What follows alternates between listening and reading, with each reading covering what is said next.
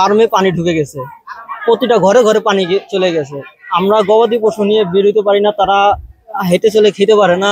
শিশুরা নানান গর্তের মধ্যে পড়ে যাচ্ছে, পানির জন্য গর্ত দেখা যাচ্ছে না। এখানে নানান মাদ্রাসার ছেলেরা আছে, মাদ্রাসার পরে ওরা একটু খেলাধুলা করে, ওখানে খেলাধুলার জায়গাটা পুরো পানিতে বিলীন।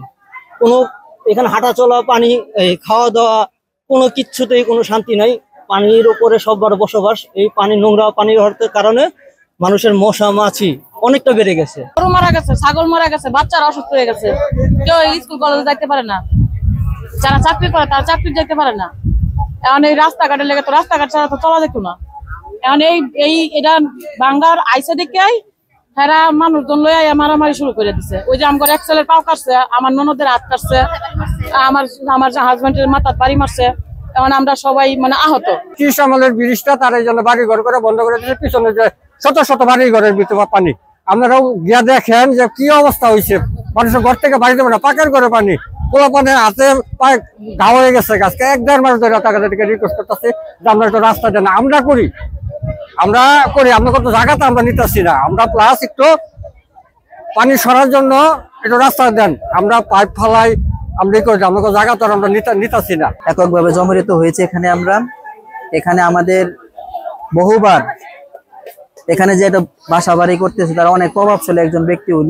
উনি যতটুকু শুনছি একজন সেনাবাহিনী, উনি একজন অবসরপ্রাপ্ত সেনাবাহিনী।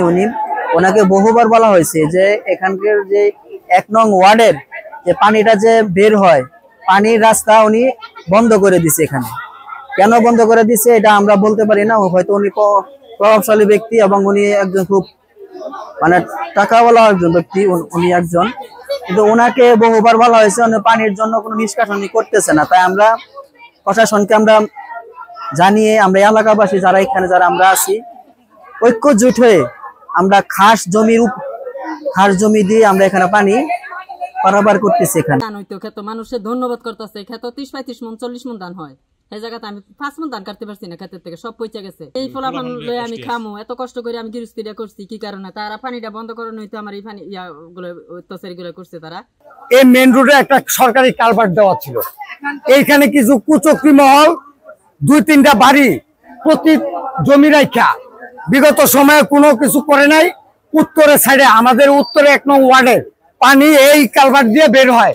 এটা পাকিস্তান আমল থেকে পরে আমরা দেখে আসছি, ব্রিটিশ আমল থেকে। কিন্তু এখানে কুচক্রি মহল কিছু মানুষে টাকা পয়সা খাওয়াইয়া এইখানে তারা বাড়িঘর নির্মাণ করার শর্তে তারা ওই কালভার্টের মুখ আটকায় দেয়। যার ধরুন 1 নং বিগত আজকে প্রায় 15 দিন যাবত, প্রায় 1 মাস বা 15 দিনের যাবত বাগমারা 1 নং ওয়ার্ডে প্রায় 300 পরিবার পানিবন্দী অবস্থায় জীবনযাপন করতেছে। আপনারা সরজমিনে দেখেন, আমরা বারবার শ্রীপুর উপজেলা নির্বাহী অফিসার টিউনো মহোদয়, এরপরে ইঞ্জিনিয়ার মহোদয়, আমরা তাদের কাছে গেছি। তারা সব সরজমিনে এখানে এসে তাদের সাথে কথাবার্তা বলছে। শ্রীপুর 1 নং ওয়ার্ড, শ্রীপুর বিশ্ববিদ্যালয় কলেজ সংলগ্ন শ্রীপুর গোসিঙ্গা রোডের উপরে একটি কালভার্ট নির্মিত ছিল ব্রিটিশ আমল থেকে। সেই কালভার্ট বন্ধ করে এখানে তারা কয়েকজন বাড়িঘর নির্মাণ করছে এবং পিছনে প্রায় 300 লোকজন, এখানে 300 লোকজন প্রায় পানিবন্দী অবস্থায় জীবনযাপন করতেছে। বাচ্চারা স্কুলে ঠিক মতো যাইতে পারতেছে না, যাদের শিশু বাচ্চা আছে তারা ঘর থেকে বের হইতে পারতেছে না। বাড়ির রান্নাঘর, টিউবওয়েল পানির নিচে, টয়লেট সব পানির নিচে। এবং এখানে যে জলপথটা তৈরি হয়েছে, এই জলপথিকা বেশ কিছু জলবাহিত রোগ এখানে চলতেছে। গরু একটা মরে গেল, এরপরে মুদি গুনি তো ওই যে ময়দা ওই যে খোয়ার মধ্যে পুচ্ছা রয়েছে। এরপরে যে পাক গড্ডার মধ্যে আমরা রাঁধতে পারি না, খাইতে পারি না। এরপর আল্লাহ আমাকে 3গুলা ঘর গুনি পড়ে গেছে গা। আল্লাহ ওই যে একটা বাচ্চা ওই যে গ্যাসে, পচা পানির গ্যাসে ওই যে ঘরের মধ্যে জ্বর, আর একটা হাসপাতাল পাঠাইছি। এরপরে আমরা রান্না খাইতে পারি না, আমরা কামেও যাইতে পারি না। আর হেরা বড় লোক হইয়া, হেরা 4তলা 5তলা কইয়া আজকে আমরা গরিব দেখিয়া হেরা এনে খাসের জায়গায় মাটি হালাইয়া আজকে আমার ঘরে এই মারণের লেগে এই যে আমরা ইয়াটা করছি।